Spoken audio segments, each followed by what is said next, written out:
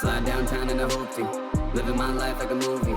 New girls wishing they knew me, old girls wishing they blew me. What's up, everybody? It's Mutiny, and we're in FL Studio today talking about how to sidechain your kick and your bass, or at least how I do it. I'm sure there's other ways to do it, but this is the simplest and most effective way that I have found to do it. So I have this kick and bass pattern drawn up already. Let's listen to it.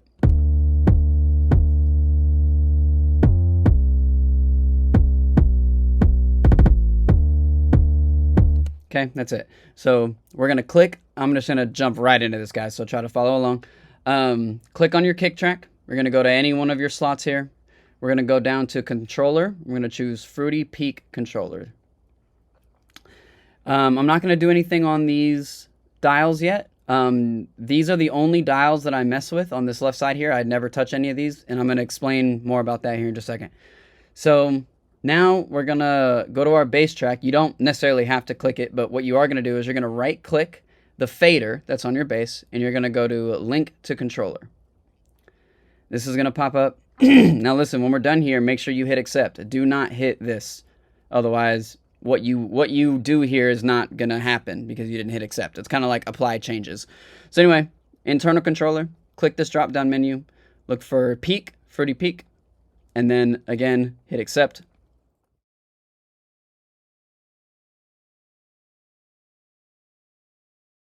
So now we're going to open this up, and when we hit play, this is what happens.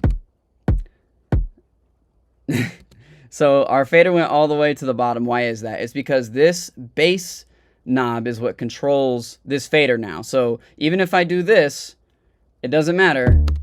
It's going to always snap right back there because it is now taking orders from this knob. So be careful, take note, B-A-S-E, bass, is a different word than B-A-S-S. Bass over here on the left in this scenario means bass volume. This is your starting volume. Over here, bass means your low end sound. You know what I mean? It's a different word. This is more of a musical word. And then y'all get it. Y'all understand what I'm trying to say. They're different words.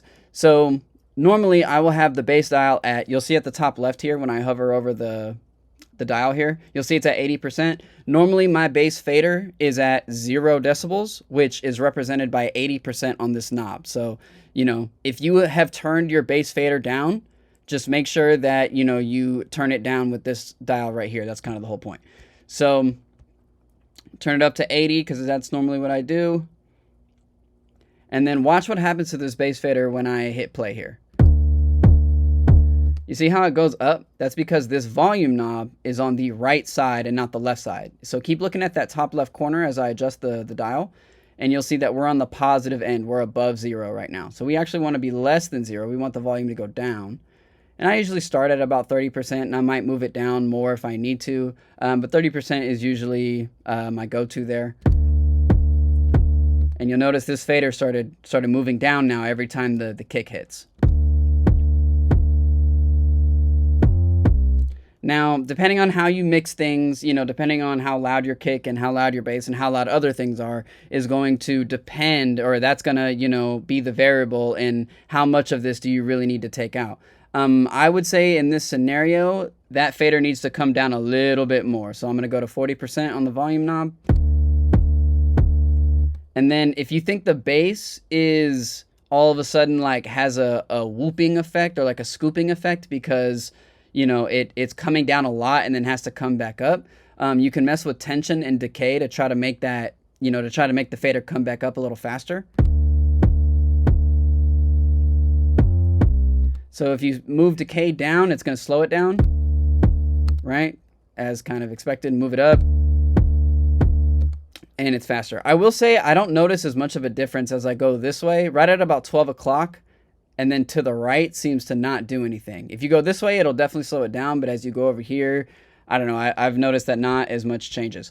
And then tension is weird as well. I can't tell you in words what I think tension does, but I do believe that it helps mitigate this problem over here with the fader if it's moving too slow or too fast.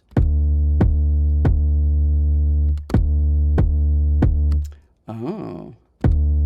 Okay, so tension to the left will kind of alter this volume knob a little bit. It will not come down as far. If you move it to the right, it'll come down even further. Yeah, interesting. Okay, so that's tension, that's decay, that's volume, that's bass, and this is how I sidechain my kick and bass within FL Studio. I highly suggest you do this, especially if you're producing or mixing hip hop. Sidechaining your low end is truly the secret to getting that polished, hard hitting, studio quality sound for your low end. If you're not sidechaining these things, you're just asking for problems, to be totally honest with you. So anyway, that's it for today. Hope this was helpful, and good luck out there. Girls wishing they knew me. Old girls wishing they blew me. More on my shit, can't sue me. Nikes on my feet, y'all keep buying Gucci. Bank so big, it's amusing.